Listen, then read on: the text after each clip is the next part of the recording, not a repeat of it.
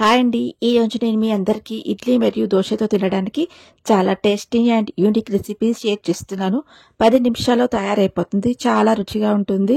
మీరు ఒక్కసారి ఈ విధంగా చట్నీ చేసుకున్నారంటే మళ్ళీ మళ్ళీ ఇదే విధంగా చేయాలి అనుకుంటారు.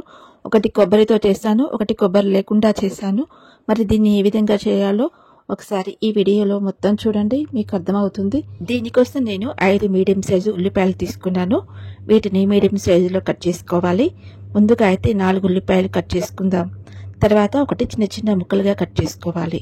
దీంతో పాటు 2-3 పచ్చిమిర్చి కూడా కట్ చేసి పెట్టుకోవాలి. ఇప్పుడు నూనె వేడి చేయడానికి ప్యాన్లోకి 1 స్పూన్ ఆయిల్ యాడ్ చేయాలి. వేడయ్యాక 5-6 వెల్లుల్లి రెమ్మలు, 3 పచ్చిమిర్చి క్వాంటిటీ మీరు తినేదాన్ని బట్టి తీసుకోండి. తర్వాత కట్ చేసి పెట్టుకున్న ఉల్లిపాయ ముక్కలు 1/3 వంతు వరకు వేసుకోవాలి. ఉల్లిపాయ ముక్కలు బ్రౌన్ కలర్ వచ్చే వరకు వేయించవలసిన అవసరం లేదు, లైట్గా వేయిస్తే సరిపోతుంది. దాని తర్వాత అరకప్పు పుట్నాలు యాడ్ చేసి 6 నిమిషం పాటు వేయించి ఫ్లేమ్ ఆఫ్ చేయాలి. ఇప్పుడు దీన్ని కొద్దిగా చల్లారనివ్వండి. మిక్సీ జారులో వేసి దీంతో పాటు కొద్దిగా కొత్తిమీర, సరిపడా ఉప్పు, కొద్దిగా వాటర్ యాడ్ చేసి ఫైన్ పేస్ట్ తయారు చేసుకోవాలి. మీకు ఇష్టం ఉంటే ఇందులో కొద్దిగా చింతపండు కూడా యాడ్ చేసుకోవచ్చు, లేదంటే ఇదే విధంగా చేసుకోవచ్చు. ఇక్కడ చూడండి, పర్ఫెక్ట్ పేస్ట్ అయితే తయారు చేశాను. ఇప్పుడు చట్నీ తాలింపు వేసుకుందాం. అదే ప్యాన్లో వేడి చేయడానికి 1 స్పూన్ ఆయిల్ యాడ్ చేశాను. దాంతోపాటు 1 టీ స్పూన్ మినపప్పు, 1/2 టీ స్పూన్ జీలకర్ర ఆవాలు, 1 ఎండుమిర్చి, దాంతోపాటు కరివేపాకు వేసుకున్నాను.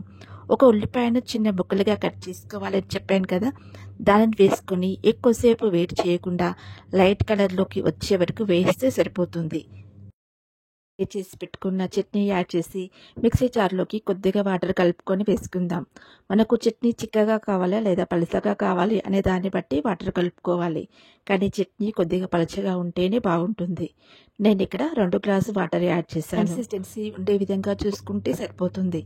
వాటర్ కలిపిన తర్వాత ఎక్కువగా వేడి చేయొద్దు. లైట్గా వేడిగా ఉన్నప్పుడే గ్యాస్ ఆఫ్ చేసి దించేయండి. చూసారు కదా, ఉల్లిపాయ పుట్నాల చట్నీ అయితే రెడీ అయిపోయింది. ఇప్పుడు రెండో చట్నీ తయారు చేసుకుందాం. దీనికోసం మిక్సీ జార్లోకి 1 కప్పు పచ్చి కొబ్బరి తీసుకున్నాను. దీంతో పాటు 2 ఎండుమిర్చి, 1 చిన్న ఉల్లిపాయ ముక్కలు, కొద్దిగా చింతపండు, అలాగే అరకప్పు పుట్నాలు, రుచికి సరిపడా ఉప్పు యాడ్ చేసి వాటర్ పోయకుండా గ్రైండ్ చేసుకోవాలి. ముందే వాటర్ పోస్తే కొబ్బరి ముక్కలు మెత్తగా పేస్ట్ కాకుండా ఉండల మాదిరిగా ఉండిపోతుంది. అందుకే ఒకసారి గ్రైండ్ చేసిన తర్వాత వాటర్ యాడ్ చేసి చేసుకుంటే ఈజీగా పేస్ట్ అయిపోతుంది.